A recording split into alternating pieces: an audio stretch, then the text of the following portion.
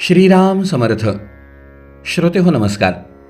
हिंदू पंचांग कालगणनेत दर 32 महिने 16 दिवस 4 घटकांनी अधिक महिना येतो. या महिन्यामध्ये सूर्यसंक्रमण होत नाही, म्हणून या महिन्याला मलमास असंही म्हणतात. सूर्यसंक्रमण नसल्याने या महिन्यामध्ये मंगल कार्य वर्ज्य सांगितलेत. जसं की विवाह असेल, उपनयन संस्कार असेल, गृहारंभ असेल, गृहप्रवेश असेल, वास्तुशांती असेल, विविध संस्कार असतील, हे कोणतेही कर्म या महिन्यामध्ये करता येत नाहीत. आपल्या सनातन परंपरेमध्ये प्रत्येक संवत्सराची म्हणजे वर्षाची, महिन्यांची, तिथींची, वारांची, नक्षत्रांची एक अधिष्ठात्री देवता आहे. या मलमासामध्ये अशा प्रकारे कोणतेही मंगल कार्य होणार नाहीत, म्हणून आपली निर्भत्सना होऊ नये यासाठी या मलमासाच्या अधिष्ठात्री देवतेने भगवान पुरुषोत्तमांची आराधना केली. भगवत प्रसादाने या मलमासाला अधिक मास, पुरुषोत्तम मास म्हणून संबोधला जाईल असा आशीष भगवंताकडून प्राप्त झाला. त्यात भगवंताने विशेषत्वाने आशीर्वाद दिला की जो कोणी मनुष्य या महिन्यामध्ये आपल्या जीवनामध्ये सकारात्मक ऊर्जेचा स्रोत निर्माण करण्यासाठी जी कोणतीही शास्त्रीय आराधना करेल, त्याला त्याच्या जीवनामध्ये त्या आराधनेचं फल हे अधिकाधिक पटीने प्राप्त होईल. कारण या मासामध्ये स्वतः माझा वास असेल. श्रोते हो, हे सांगायचं कशाकरता तर अनित्यानी शरीरानी. आपलं शरीर अनित्य आहे. आज आहे तर उद्या नाही. उद्या काय हो, क्षणाने आणखीन काय होईल माहिती नाही. समर्थ म्हणालेत, येत्या घडीचा मानी भरोसा तो एक मूर्ख जाणावा. येणारी घडी आपल्या मालकीची असेलच नाही. अनित्यानी शरीरानी वैभवो नैव शाश्वतम. आपल्याजवळ असलेलं वैभव हेही शाश्वत आहे अजिबात नाही. नित्यसन्निहितो मृत्यू. मृत्यू प्रत्येक घटिकेने आपल्या जवळ येतोय. आपली वाटचाल ही मृत्यूच्या दिशेने आहे. मग असं जर आहे, शरीर अनित्य आहे, वैभव अशाश्वत आहे, मृत्यू प्रत्येक क्षणाक्षणाला जवळ येतोय, करायचं काय तर स्वतः भगवान दत्तात्रेयांचे अंशावतार असलेले नृसिंह सरस्वती स्वामी आपल्या आईला सांगतात की आई, म्हणून कर्तव्यो धर्मसंग्रहात. आपल्या जीवनामध्ये धर्माचा संग्रह करायचा, आपल्या जीवनामध्ये धर्माची आराधना करायची. ही कशा प्रकारे करता येऊ शकते तर शास्त्रांनी 3 मार्ग सांगितलेत: स्नान, दान आणि नाम. स्नान कराल तर तन शुद्ध होईल, दान कराल तर धन शुद्ध होईल, आणि नाम घ्याल तर निश्चितच मन शुद्ध होईल. आणि जेव्हा हळूहळू तन, मन, धन हे शुद्ध होईल, तेव्हा या सकारात्मक ऊर्जेचं वलय या जीवात्म्याच्या भोवती निर्माण होईल, आणि ते या जन्मी नाही तर अनेक जन्मी कामाला येईल. साहजिकच आहे, पाण्यातला गढूळपणा कमी झाला की तळाशी असलेली वस्तू स्पष्ट दिसणार.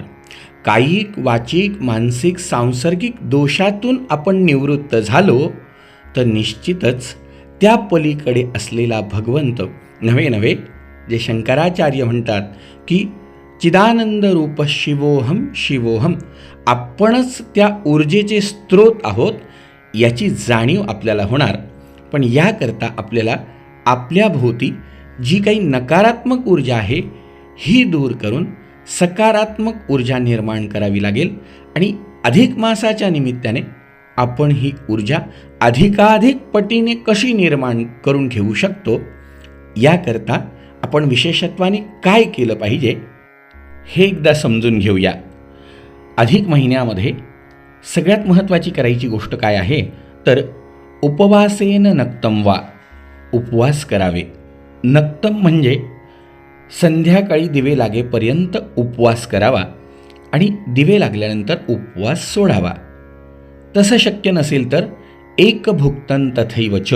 एक भुक्त करावं म्हणजे काय तर जेव्हा शक्य होईल तेव्हा दिवसभरामध्ये जेवावं, पण एक वेळा जेवून उपवास करावा. दीपदानादि विच्छिन्नात, दीपदान करावं. कुणा प्रीत्यर्थ? तर प्रियतान परमेश्वर, परमेश्वरा प्रीत्यर्थ हे करावं.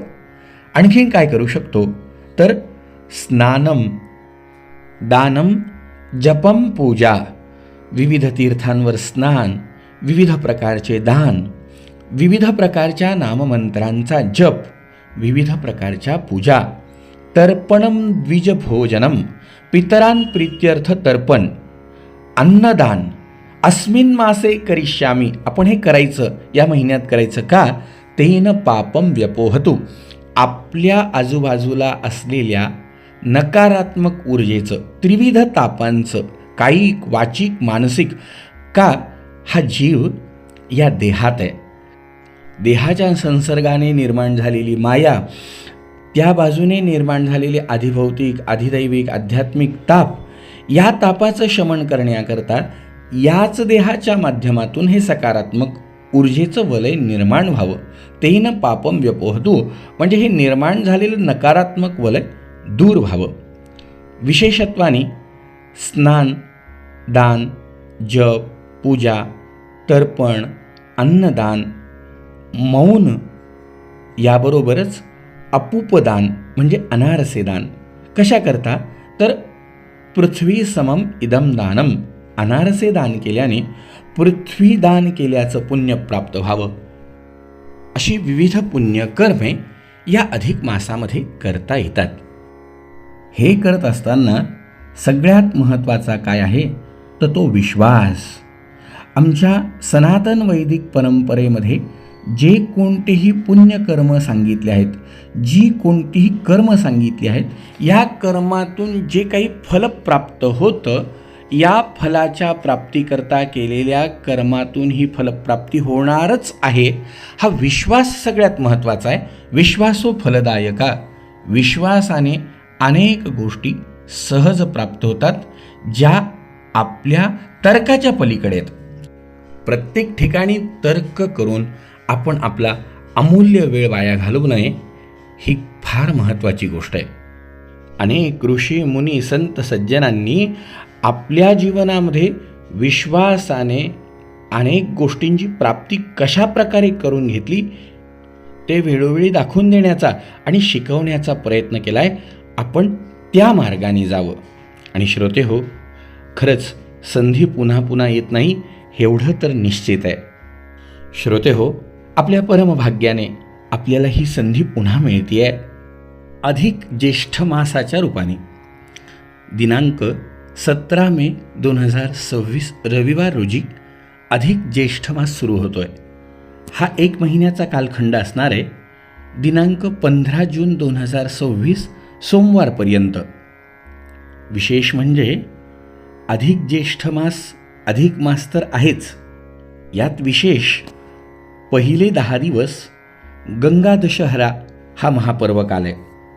नेहमीप्रमाणे अधिक महिन्यातले 5 पर्वकाळसुद्धा आहेत. आणखीन गुरुपोषामृतासारखा विशेष योग या अधिक ज्येष्ठ मासामध्ये आहे.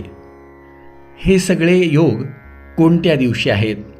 या योगांवरती आपण काय केलं पाहिजे?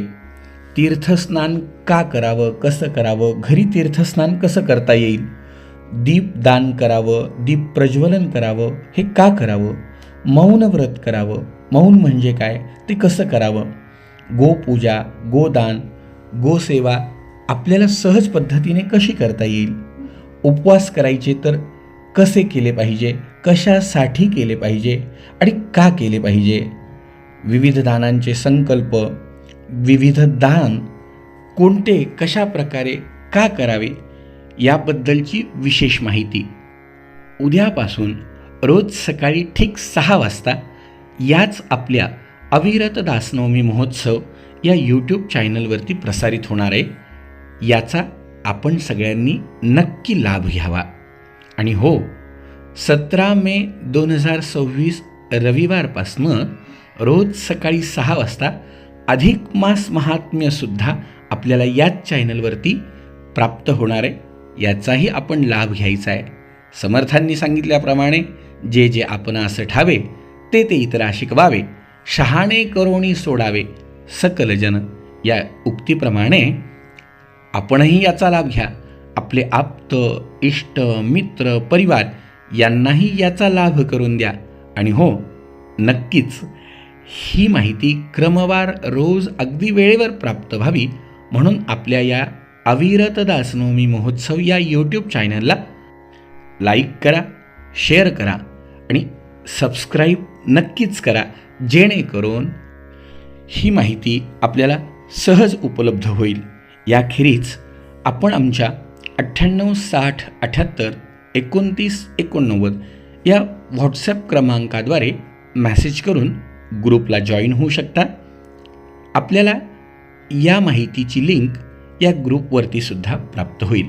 तर मंडळी, अशी पुन्हा न ये वेळ, सांडा विषयांचा खेळ, नकारे होऊ वाचाळ, दया करीतो दीनावरता, शरण त्या जावे भगवंता. या न्यायाने येणाऱ्या ज्येष्ठ अधिक मासामध्ये आत्मकल्याण करण्याचा नक्की प्रयत्न करा. जय जय रघुवीर समर्थ.